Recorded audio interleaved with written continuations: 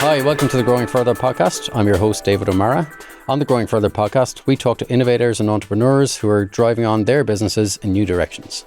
Today, I'm delighted to be joined by Nicola and Elaine from Banór. They are on a mission to make Banór the world's first global sheep milk skincare brand. It's a super episode, so I really hope you enjoy it.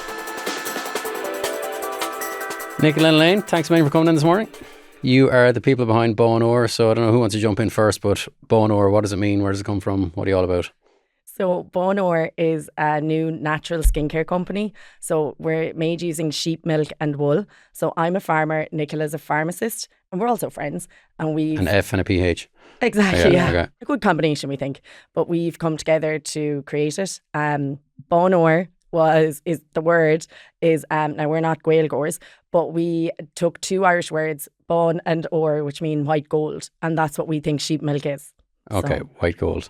And what is so special about sheep's milk? Well, You're the farmer, so you can deal with this. that's it. You can bring the science bit in there. We're now. still educating people. A lot of people ask me, can you even milk sheep? So there we go. Like, we're starting from a low level. I suppose, look, we're coming from a country that's used to cow milk and even goats. But sheep milk, I suppose, we've had sheep for years at home, and I'm from Cashel in Tipperary, but my father would have done it, but it would never have been his full-time job or whatever. Yeah. So my brother wanted it to be his. So he was looking at ways to make the farm more productive. And I suppose you get the wool, you get the lamb, but there's been its own economic viability around sheep farming in general. And he was looking at sheep milk.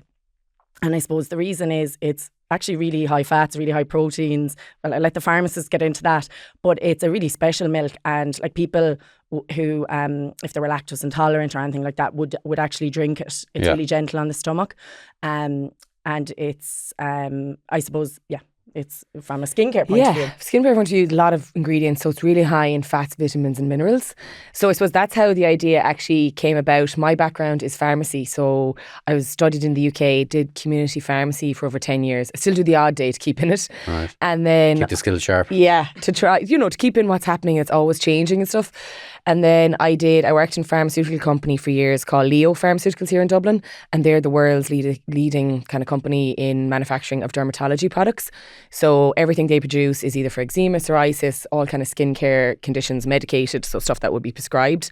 So I was a quality manager and a QP, which is a qualified person there. So I was releasing the products to the market, so all over the world. And that was my background. And So you're there, lab coat on, safety goggles on, the well, whole lot. actually, the hard hat, the boots, down right. in the factory. Oh, God. So a little bit, so different. The glamour. Yeah, the glamour. So you'd be on the lines, looking at the quality of the products, checking the batch numbers of different things. So it was actually a great experience. Basically the quality of all the products and seeing how it goes from the ingredients in the lab to the final product in the tube.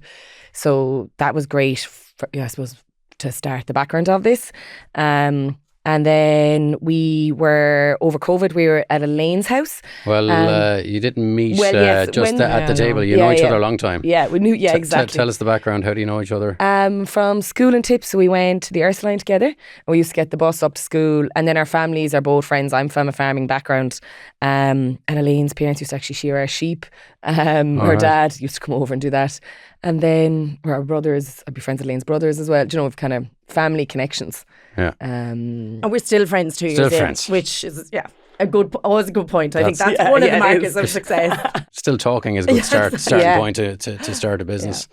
Yeah. And I know you since primary school, so that's we go back a long way. So it's a very Tipperary heavy episode today. Absolutely. Glad to have you on.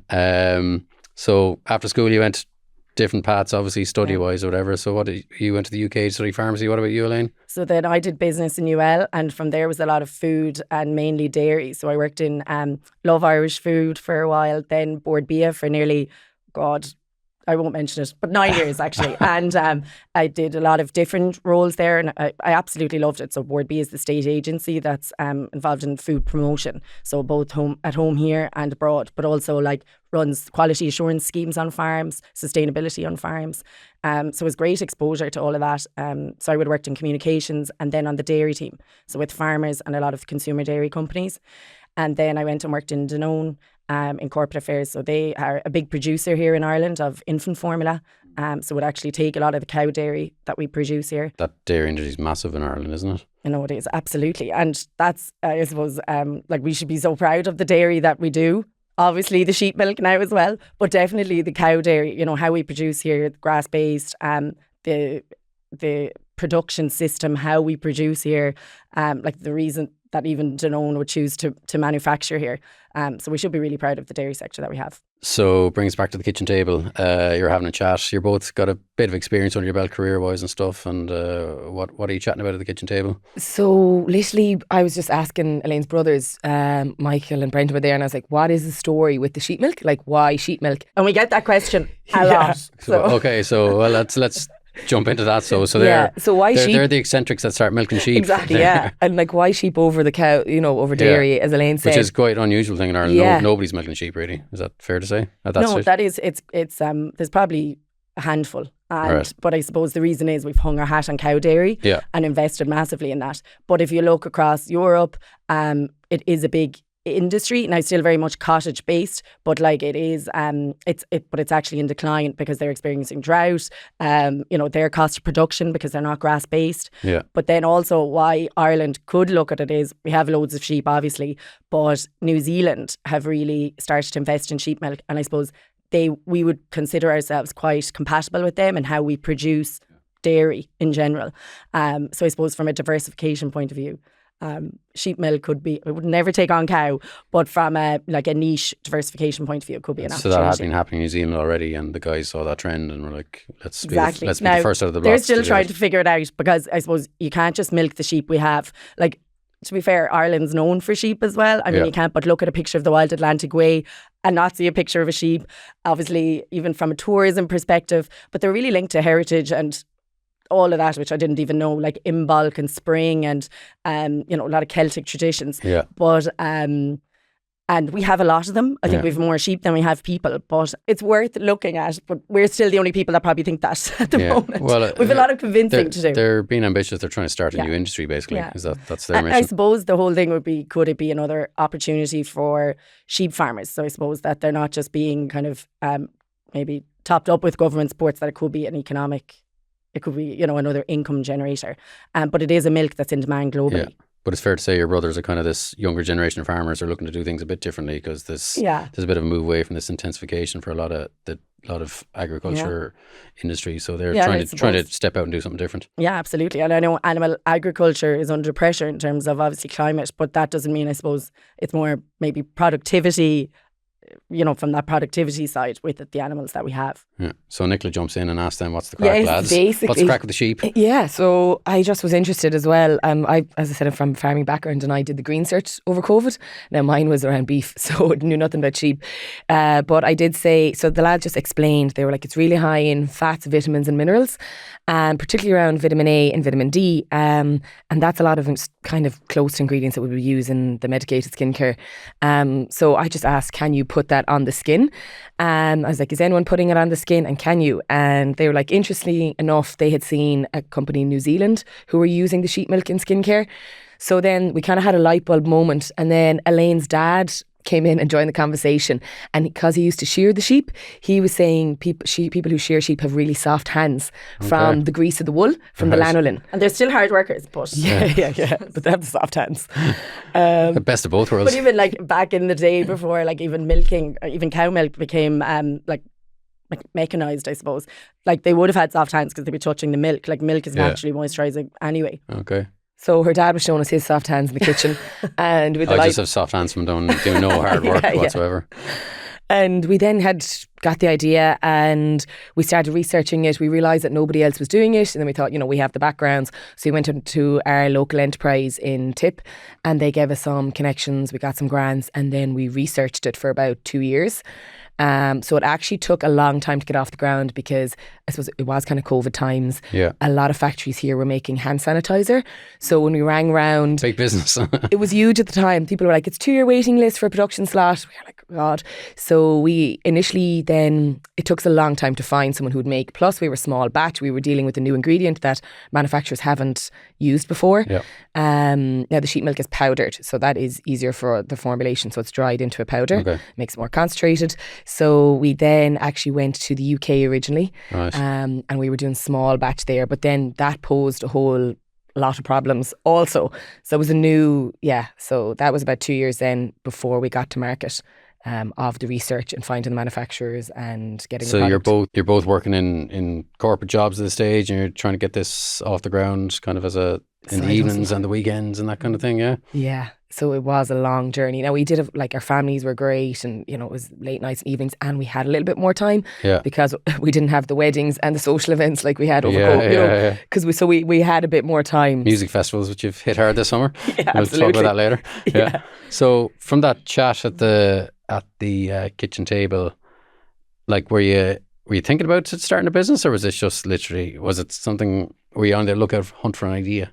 Yeah, I think it definitely was. I did actually a local enterprise course that was start your own business kind of that year. So I had it in my head, and then Elaine has kind of a business background. So we kind of had played around with ideas and listened to a lot of podcasts, things like that. So we were floating, I suppose, we were floating ideas, but after that conversation, we were like, we absolutely should do it. That was the light bulb moment. That was the light bulb moment, yeah. Okay, very cool. So how long from that chat at the kitchen table to having a tub of product in your hands? That was the 2 years. Yeah, it 2 was. years, really, yeah.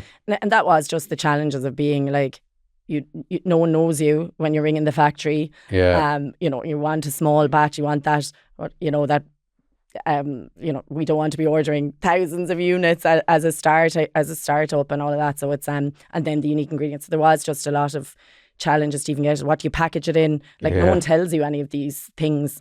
But what the great supports that we have found are like where you can meet other people. So like I did the Acorns program with the Department of Agriculture. That's for like women in rural Ireland who are setting up businesses or running businesses, because like actually it's often people at your own stage or people who have just passed that stage that really can give you the contacts or pass you on. They're in it, Like, they're not too removed from it. Yeah. And that has been like, That's we've messaged invaluable. people on Instagram, we've asked people and they've given us contacts, and that's kind of how it did. Irish people are great actually to give you, and a lot of people at the start were like, oh, they're competitors, we won't ask them. But then we would reach out to other skincare, and people are happy to give you their manufacturers or different things. And now people ask us now, and we're happy to share. But that was great, just literally cold calling people and being like, who makes your boxes? How did you get that? Who makes your stuff? You know, That's great. And was there a lot of supports there for, you didn't have a clue what you were doing starting out, so like just... The local enterprise was great. That was very good. We got a lot of grant money. Yeah. There's like feasibility, which is, it's kind of matched funding to help you get something off the ground. There's stuff to help you get like a website going. There's grants for the like, innovation voucher. Yeah. The research actually was a big one. So we got an innovation voucher, actually applying for another one now at the moment. So we did research down with Munster Technological University in Tralee and Dr. Tim Yemens. They do a lot of skincare research, which is brilliant. So they have a lot of experience. And what they did was they took our products that have the sheep milk in them, and they tested in a lab, and they put skincare cells into like little petri dishes, and they put our products on them, and then they also compared it against 2 global leading brands that you'd know in any pharmacy or any shop in the world, and they took their hand and body lotions and washes, and they did it over a couple of months, and ours actually had better efficacy because of the sheep milk. Okay. So it performed, we only tested for 3 things, and it actually outperformed them for that. So how far into the process is this that you get because that's quite a good thing you can hang your hat on? Yeah, so we do talk about a lot of that in our marketing and our social media, and it's on our website. But so the big 3 things that we did test for was anti-aging, because of collagen production, antioxidant protection, and then skin barrier as well protection. So we kind of only touch the surface on that. There is so much research that can be done on it. Yeah. So that's what we really want to focus on as our next thing, because we're getting a lot of feedback from people that they're using it for skin conditionings and they're finding it good. So we really want to... You're getting anecdotal, which is kind of driving it now. You're a scientist, so you want... Yeah, we want- do. you We want- need you to want have data clinical on a trials. spreadsheet. Yeah, we kind of say our whole thing is farm meets pharmacy. So it is that natural meets science. Yeah. And That's that's definitely what we want to pick up. And we've had great stories. Like, have, two yeah. Great, there's been nice stories about People feedback. using it. Like we had one man We were selling out in a pharmacy out in Dalkey, and we kind of couldn't figure out, it was one product selling out, the lotion.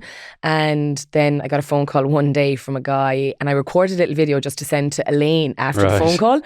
And then we ended up putting up on social media, and it went viral, and we got more sales than we would for something else that would have been planned. You know, it's interesting. He was a Banór super fan, was he? He was. So he has a construction company, and he was buying the lotion for he had like very dry, scarred hands. Right. And he said he'd gone to dermatologists all over Europe. He tried loads of different things and he couldn't get relief.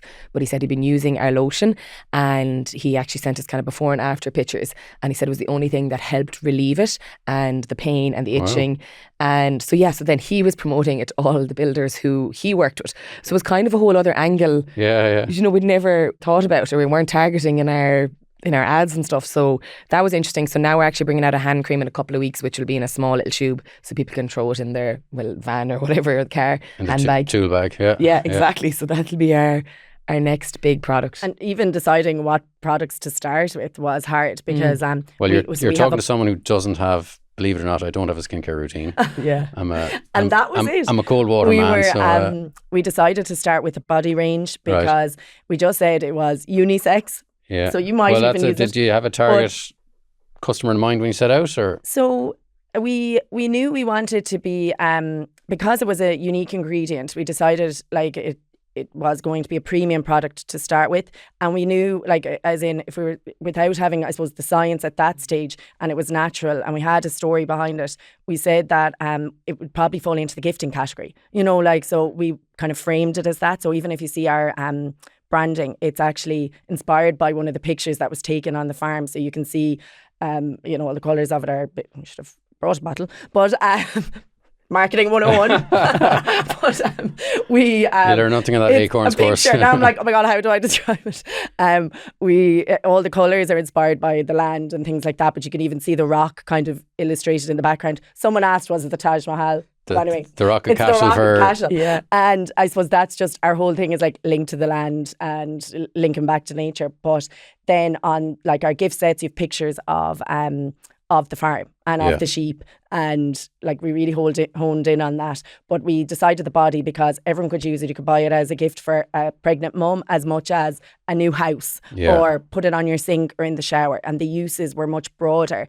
And I suppose you can do all the market research, but until you actually have something to sell to people, and like we did a lot of shows, and like that was the biggest learning for us. So we just felt the body had the biggest reach. Finding out what people wanted. Yes. Yeah. To then be able to, because you can ask people and you can look at, but I actually still think until you have it. Yeah. And I suppose even investing in other areas of the body, or you know, it's just you have a lot of education and things to do. The body is a much more accessible place. Okay. And natural is growing as well, which is huge. So that's why we went down the natural. That was a big question at the start. Will we do the synthetic, chemical, or the natural? Right.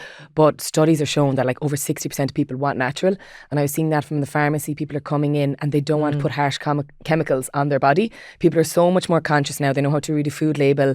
Yeah. They're really conscious of what they're consuming. So that was a big thing for us, that we wanted it to be natural but effective. So that's why the sheep milk has the ingredients in it that are effective for the skin. Yeah, I want to talk, there's a lot of interesting stuff there, but I want to talk about the sales process, because you're both well able to chat. So what was the plan day one? Was it the pharmacy route, or how did you go about it? Just knocking on doors? It was not much of a plan. It was learn as you go, to be honest.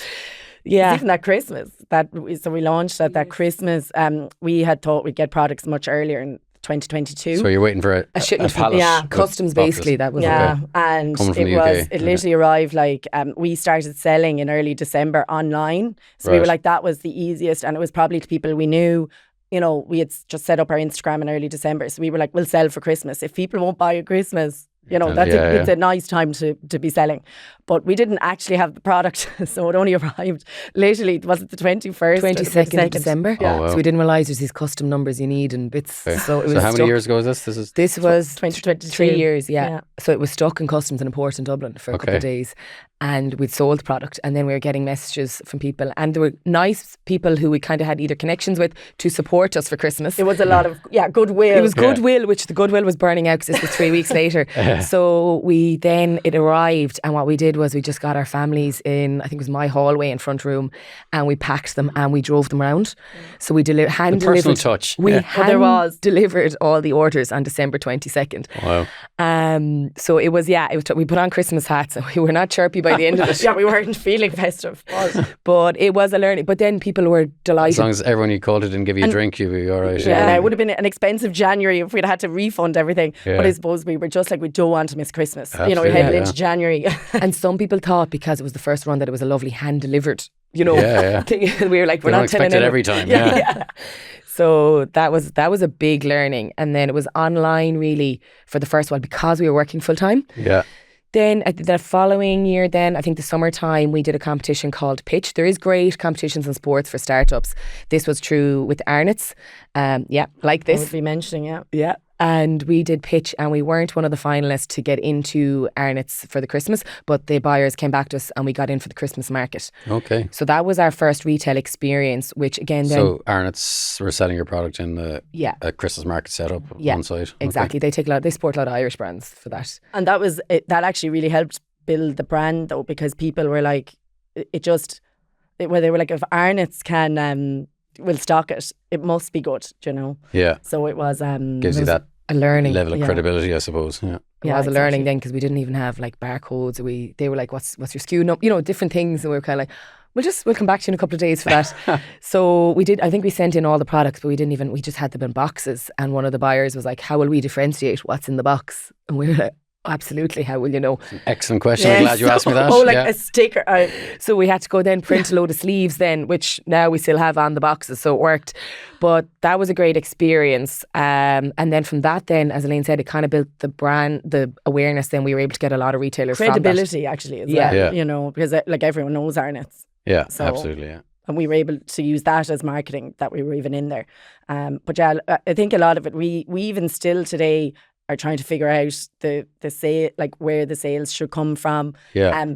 Should you be all on one? Should you have it, spread across so that you're de-risking yourself? And for us, it's a learning as well. Like, I mean, you can't actually be meeting people and they will challenge you. We've definitely thicker skin. You do. Not just because of the sheep milk, but we're definitely developed a thicker... Softer and thicker skin, yeah. So it's... Like, we still enjoy doing shows. We're gearing up to do the ploughing. We would have done Bloom, the horse show. And you can't be meeting people and being able to tell your story. But then, retail is, we're kind of saying, retail and then online. Those, let's say, big scale events, we have a stall and you're selling it, they help you figure out what people want, or...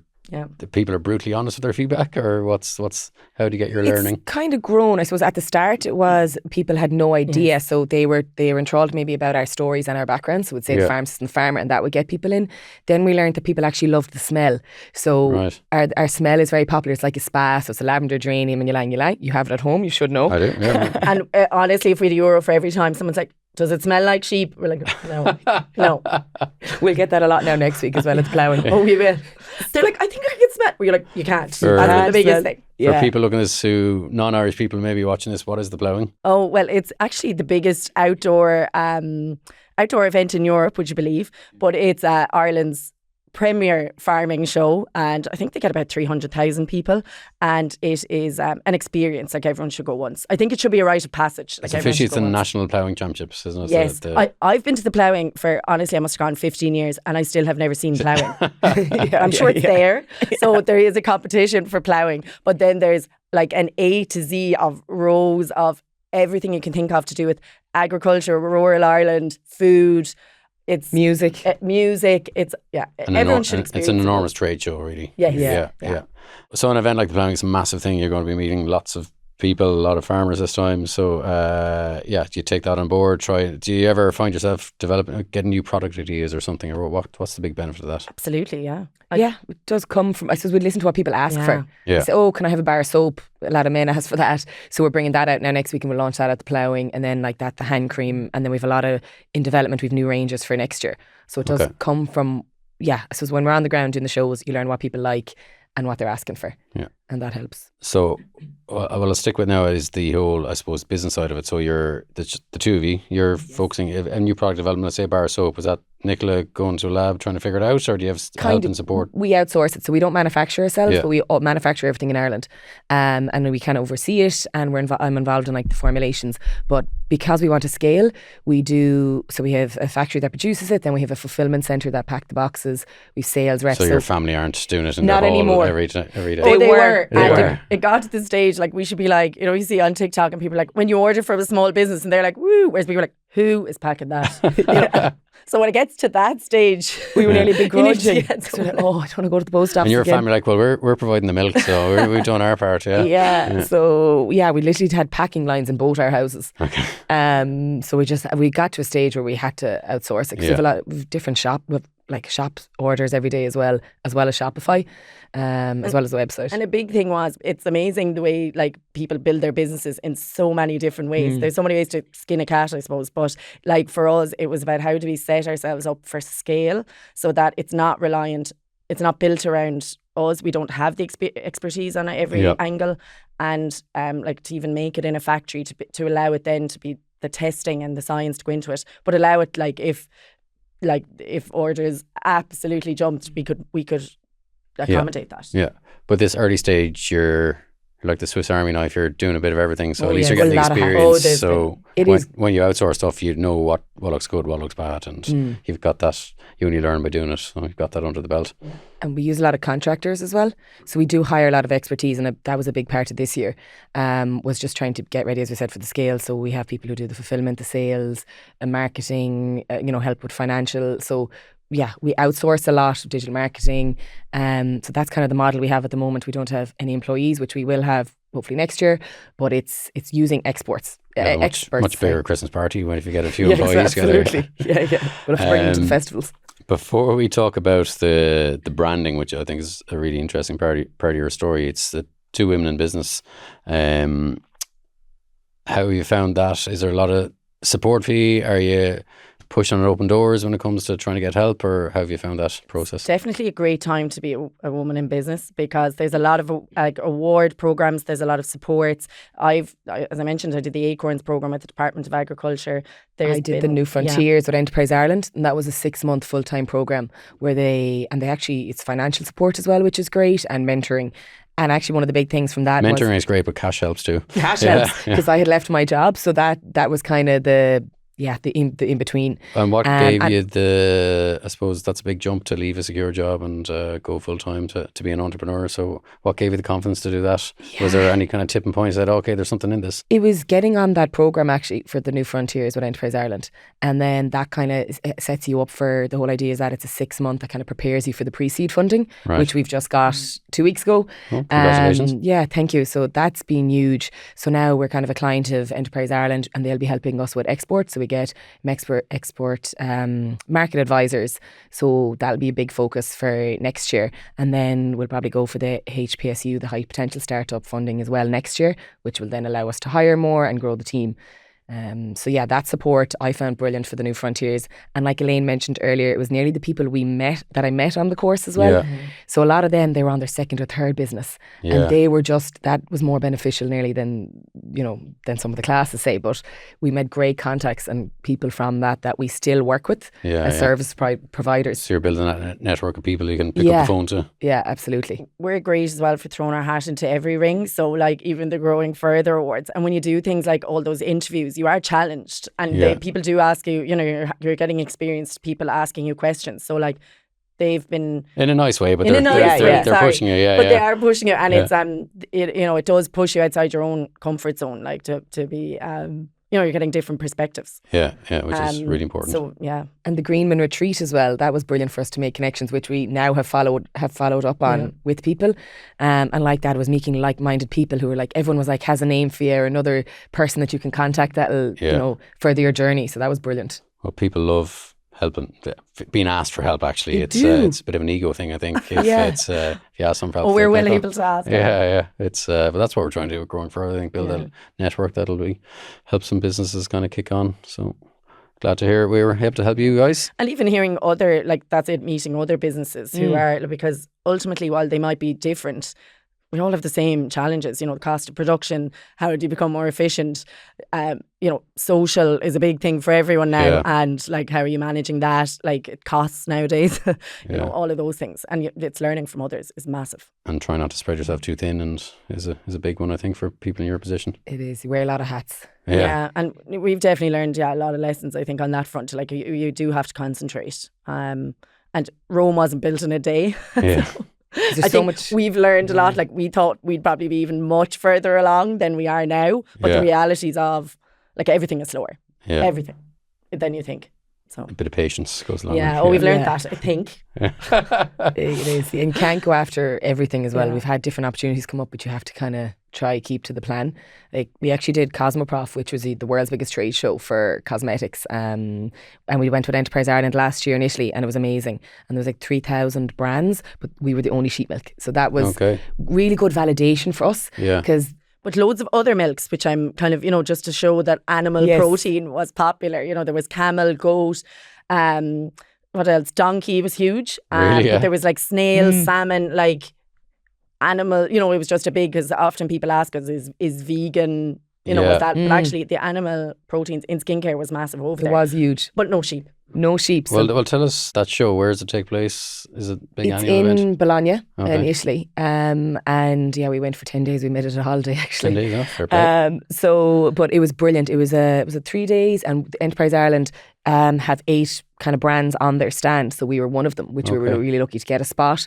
And then you're meeting buyers from all over the world. And what we really want is export for next year, kind of in the plan. And we met a lot of distributors, and we got an amazing reaction, which was brilliant, because we had a lot of the branding was the sheep milk and images, the sheep, on the farm kind of at our stand, which just stood out. So a lot of people came to us. So we had a lot of leads from that, and now it's just, it takes a lot of time and a lot of follow up. And one of the big leads I suppose we would have had was the US and a distributor there. But with the kind of challenging times there, that's being delayed, and it's not as, it's kind of going backwards now.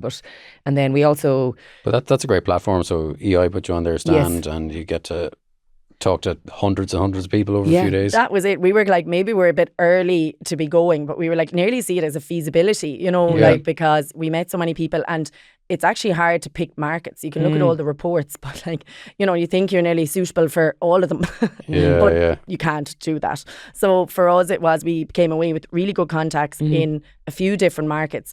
And like, even if some of them mightn't come to fruition today or tomorrow, but like, we'll have those contacts. They're distributors. They're really willing to tell us what price needs to work, what you need to do to get here. So like that, it was really worth it. And like, it just takes a lot longer than you think. It just validated for us that export, when we designed the brand, it was export was our big idea. And that just gave us the validation when we're getting the feedback from people that they were interested. And you talked about America, so are you going to kind of, that branding lean into the Irish kind of natural farming, White Atlantic Way type image? Yeah, absolutely. And recently we launched with 3 shops in the US, so it's actually... That's a big milestone, well done. Yeah, we were thrilled with that, and we got FDA approval last year, so that was great. And like, all of our packaging now has everything, all the requirements, so we are ready for the USA. So it's a man, he has a shops called the Tipperary Stores, so it's quite fitting. So I was kind of like, if we didn't get him there now. We were like, he's actually from Tipperary. Like, this man has no connection to Ireland. It's funny. Really? And we met him at a trade show called Showcase. And we were actually... sells mini Lee McCarthy's and bottles of Bulmers and stuff, is it? Yeah, so we pressurised him, we kind of guilted him in that he had to take it. Where is that? So there's the stores. They're kind of in the New York area. Okay. Yeah, we need to visit. Okay, absolutely, yeah. But that was huge for us, because even that was another learning of how to get it over there. And there was a lot of over and back with him on that. Yeah, and just trying to figure it out. And then the branding, we definitely are targeting the kind of, we're staying away from the real, like, I suppose, colourful look, or certain, if you walk into a pharmacy, sometimes it's all very bright. We kind of want to keep it linked to the land. So that's why we use, as Elaine said, the images from the farm, and very natural look. And kind of our aesthetic is, I suppose, the greens, the lavenders. So green for the grass, the cream for the wool, then the peach for like the sunset. So it's all kind of linked around that. And then we have the rocket cashel, because the tip on the bottle as well. And we're kind of targeting, it's unisex. So it's not over feminine. like we would see ourselves taking inspiration from like Kerrygold, you know, like that brand so successful in the US, Germany, and like it sells itself on the image of like the image of Ireland and how we produce here. And I suppose skincare, like as Nicola said earlier, is kind of nearly like food now. People, you know, are looking into it as much. So we were like, that's kind of where we'd love to take a lead from. You reference kind of people can read a food label. Is there a big swing in people being more interested in what they're putting on their skin? Yeah, because I think people are that natural kind of movement. 100%. And people don't realise the skin is actually your largest organ. So it needs the protection, and we've so much chemicals, different types of weather, there's so much going on. So especially now, so coming into winter, skincare is so important. And even now if you look at preteens, it's from the younger age, people are so focused on their face regime. You know, they have skincare routines like 7 steps well, actually, at like 11. Chatting to Tom, who shares our office, he was talking about his 11-year-old daughter and her skincare routine in the morning. I was like, what? Yeah. So it starts it's early. Huge. Yeah. And COVID, especially Irish brands, have exploded in skincare. And what we do so well here is there's a lot of seaweed brands. And that just kind of gave us as well the focus and so there's a lot of validation to use another Irish ingredient. And skincare in general. Yeah, Voya and Green Angel would be big inspirations to us, I suppose. Okay. And there is a lot of noise. It's a huge market. I mean, I'm not sure how much the value of skincare is sold in Ireland is 250 million this year is the projection that it would be. Yeah. Right. And globally, absolutely even bigger. But a lot of people make claims about their products. How do you? Your angle is obviously the sheep makes you stand out, but that might get people's attention initially. But how do you continue to stand out in that kind of noisy kind of market? How do you cut through?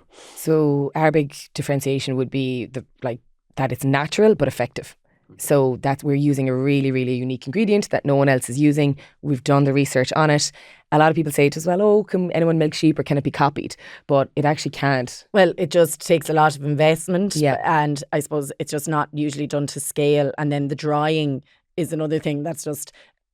So like there is a lot of people using sheep but at more of a cottage. Yes, and making soap, but not investing it in skincare. Yeah, so I can't easily. Yeah. That's what I meant. Yeah.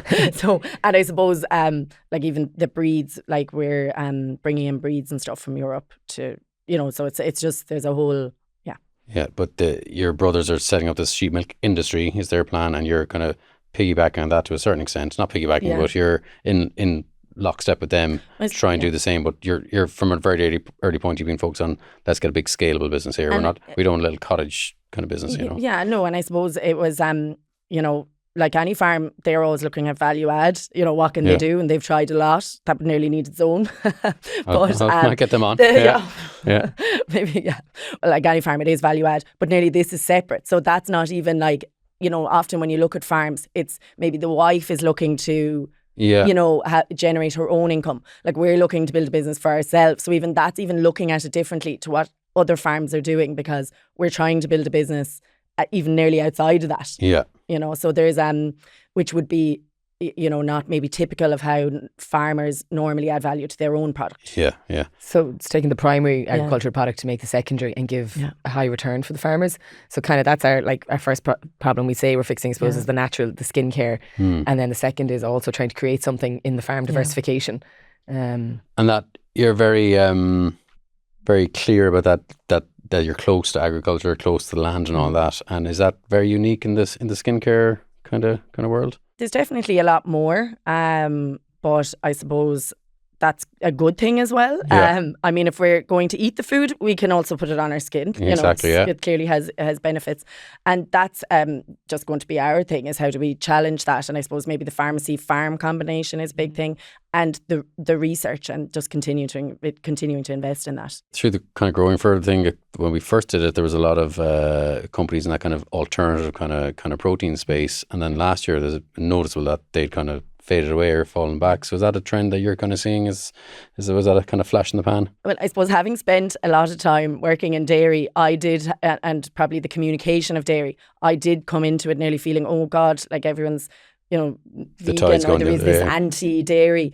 But But actually, in my current job at the moment, I work in Airfield Estate, which is like an educational farm and gardens in Dublin.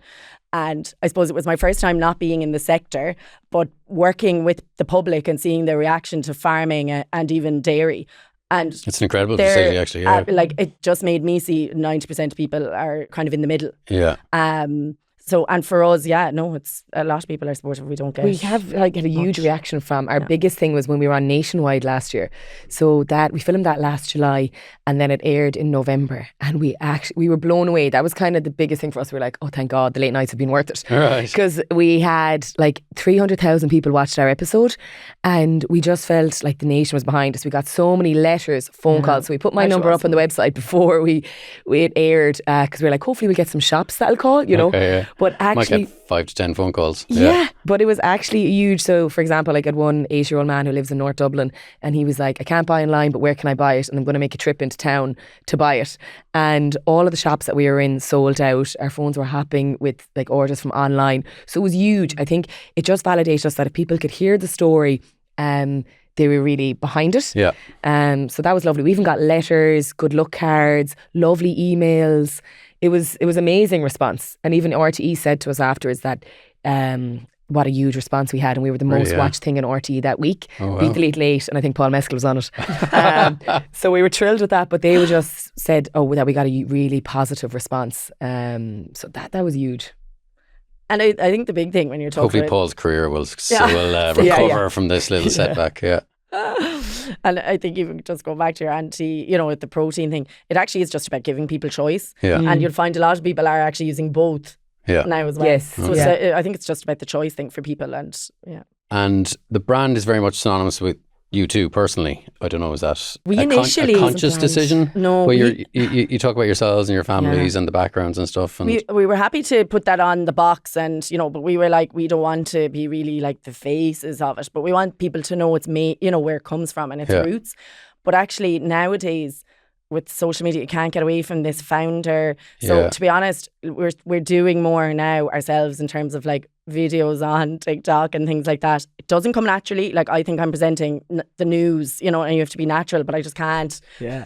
It's a learning process, and you have to obviously get rid of the shame not as well and the embarrassment. And but I think there's such a trend around that. If you look at like Absolutely, any of the successful companies at the moment, particularly in that consumer space, like when you're trying to build a brand, they actually are, it's a lot of people led. Yeah.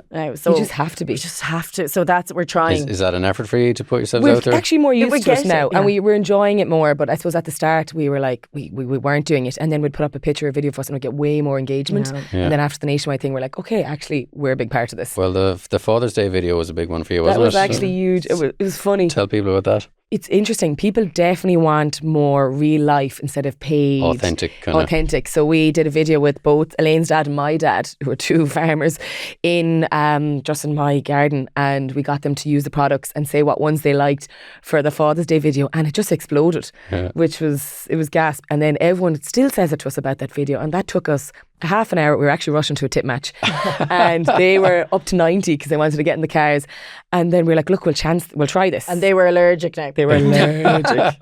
You can't get more authentic than the dad's been allergic to being on a video online. Yeah, but it worked. It worked. Yeah, well, I showed it to my family that I thought it was brilliant. But people remember that, it sticks out. It's a real thing. Wasn't too polished. It was just a real video. It was brilliant. Yeah. You've mentioned social a lot. That's a huge thing for you guys, obviously. Would it be possible to do what you're doing without being really driving on? No. Yeah. And I think, if you're looking to build a brand, and I suppose we're building a premium brand, so there's it's and we feel we've a lot to tell, actually, even when you think from an education point of view, why sheep milk, where they're going from, then even from the pharmacy side, the science and everything, we've a lot to communicate. It's a necessity for anyone. I just don't see how you can get by it. Even retailers go to your socials, or like brands have said, they get stocked because of social. So there's a whole online driving the retail driving the online.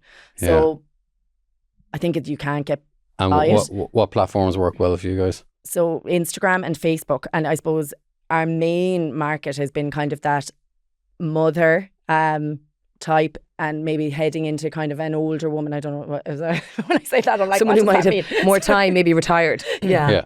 And so that has worked well. But as we grow, we're definitely seeing more people.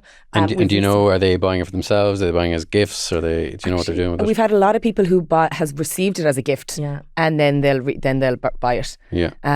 So that's been huge for us. And then we're getting a lot of repeat orders now. We can see it on our this website. So what's great for us as well is now having the stats. So email is huge for us as well, actually. Right. And at the start I didn't even know what email flows was. But that works a lot. People actually. So your weekly newsletter or whatever. Newsletter updates. People love to buy if you've been loyal. Okay. You know, given that has been massive. And we're in the build up to Christmas. How important is that December kind of period for you? It's huge. So this quarter now will be our biggest for the year. So because that's just based on the last 2 years, that was our best. And gifting. So now it's about just we've new products launching next week. So it's to get all of them out to the retailers and online. So it's getting the imagery, then having the ads, then doing the PR around it, and sending them out for people to trial. So yeah, it'll be a busy few months. But it's when do you exciting. start ramping up for the Christmas period?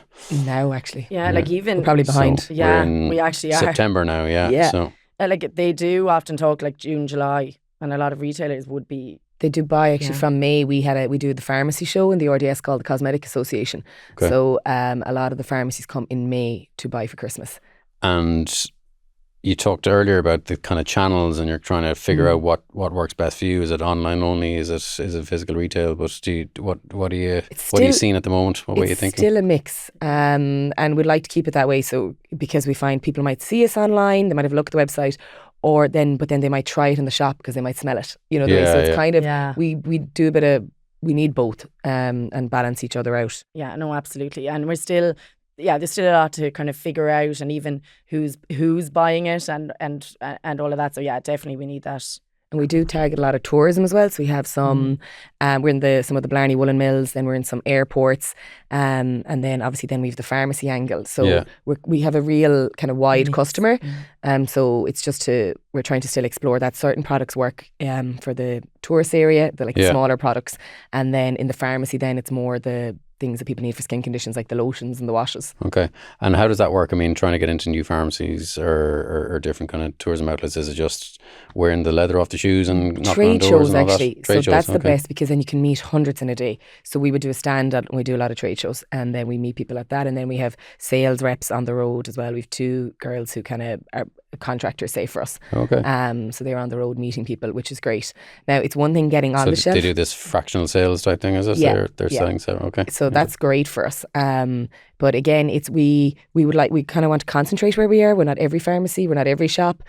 So we really want to focus on getting into the right places, because it's one thing to get on a shelf, but actually coming off is just as hard, because there's so much competition, as you mentioned earlier.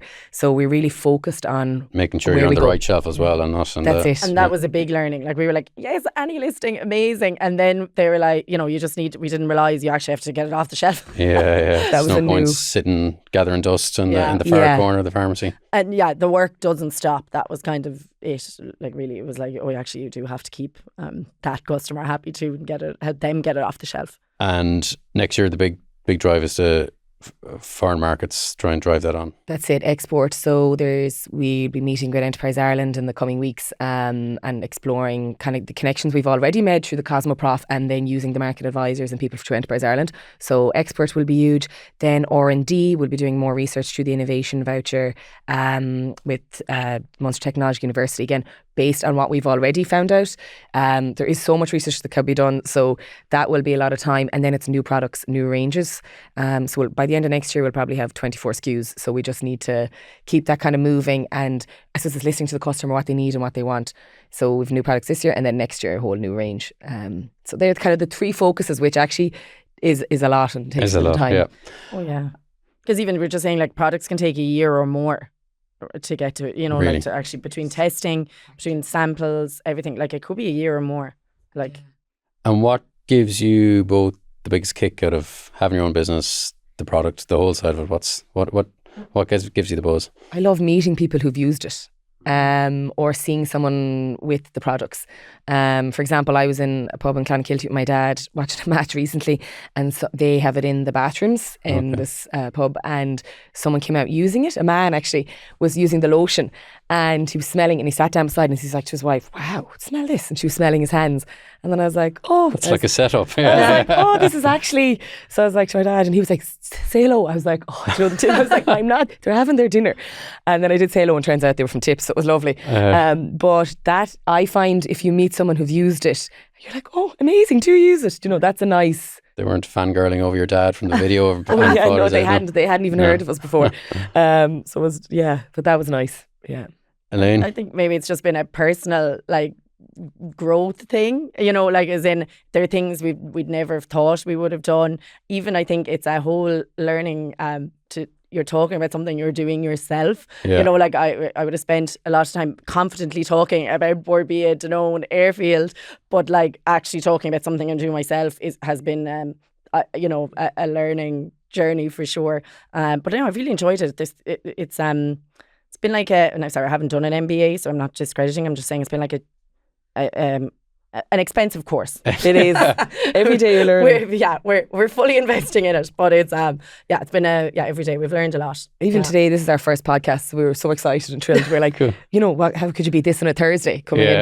It's great. And it's got you out of the hard hat and the lab coat. Yeah, absolutely. And what's the dynamic like between you two? Have you found working with old school friend? Yeah, great. We actually, and we still socialise Yeah, a lot together. We still spend an awful lot of time together. We actually do. We hang out a lot, and we go to a lot of concerts, a lot of away matches and different sporting events. Really, I only reply to you and my mum, every day. But I think we're actually very different personalities as well. And I think that works too. That definitely. It is like a marriage. Skills. It is actually. Yeah. Well, let's stick with that. How are you different? And I'd be very organised. I have a lot of lists. That came from the quality, I'd be like things have to be signed structure. off, or there has to be deadlines, and because I suppose working in a factory, everything would be like, if you can't get something done that day, it needs to be reported on, and it's all signed and to book. I'm communications, worked in trying to vibes. There was never a straight line or a full stop or an end. Yeah. And any arguments? No, not really. It doesn't seem to me from this that we haven't job solved. Yeah, exactly. Nothing that we haven't come through, and I would think made us definitely stronger. Yeah. And because it is like you're talking money that we're both invested money that time, everything that we could be putting into something else or we could be putting into. So it's not something I suppose marriage. Neither of us are married yet, but it's that you'd enter into lightly. That's actually it's a huge time sacrifice as well. You do give up a lot when you are your own business. You don't really switch off, even if you're on holidays or things happen or you can't be at work. You're constantly thinking about it. Yeah. So I do think you have to love it as well. You have to really. That helps because we both are so passionate about it. So we are thinking about it. Now when we are out or different things, we don't talk about it. You have to be like, no, we're not. We don't discuss it. But it's been a great journey. No, it has. I've really enjoyed it. Well, hopefully it continues. Yeah. Well, your enthusiasm is infectious. So just to finish up, where would you like, you talked about kind of you like a list, and do you have a vision of where they want the business to go? Do you have targets, 100%. years in mind? Or so we'll take a couple of years, but we definitely want to be the first global skincare brand using sheep milk. So there is a lot of brands that use cow and goat. There's one, for example, called Beekman in the US that we'd love to emulate. They are huge now. We started from a goat farm outside New York somewhere, and by two men, and recently it was listed. And they've even, they've just built this amazing brand, and it's something that we would like to emulate. What do goats have that sheep don't? Well, actually, if you compare, so they're very special animals too, obviously. But actually, if you compare cow, goat, and sheep milk comes out higher. But they all have the fats, proteins, amino acids. But sheep milk would actually beat all of those. But goat and cow or sheep would be very similar in terms of lighter, easier to digest, more gentle. Which is why then they're good for skin. The world's first global sheep milk skincare brand. Yeah, now we might be aged a long time by that, but well, you're well on the way to getting there. So congratulations on your success to date, and can't wait to see what you guys do in the future. So for anyone who wants to find out more about Banór or get some of your product, where should they go? Well, the first place is our website. So Banór.ie. That's BANOR, just because For the non-Gael goers. Exactly. .ie, and you can see all our products there, but also see all the stockists that we're in as well. And then our social media, of course. Crucial. So exactly. So for Instagram, it's at We Are Banór. Because we couldn't get our own name. And then, you can find us then on TikTok and LinkedIn and Facebook. And I'm sure whatever blows up next. Wherever you get your social media. Yeah. Great. Girls, thanks a million. Really enjoy that. Thanks, Dave. That was great. Thank you for having us. I really hope you enjoyed that episode. If you want to see more Growing Further podcast episodes, you can find them by searching for Growing Further wherever you get your podcasts. You can also find out more information at growingfurther.io and on LinkedIn, Instagram and TikTok. Thanks very much.